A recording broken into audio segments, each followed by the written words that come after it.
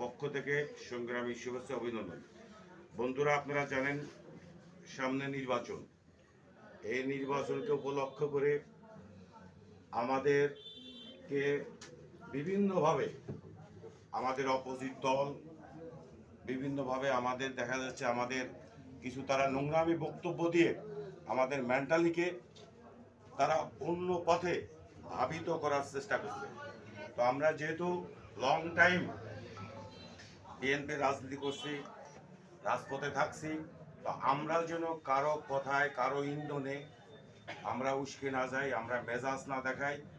আমরা শুধুই একমাত্র ধানের শীষের কাণ্ডের জনাব হারুন রশিদ ভাইয়ের মাধ্যম দিয়ে এই আসনে যেন ধানের শীষকে আমরা নির্বাচিত করতে পারি, এই আশাটি আমাদের থাকবে।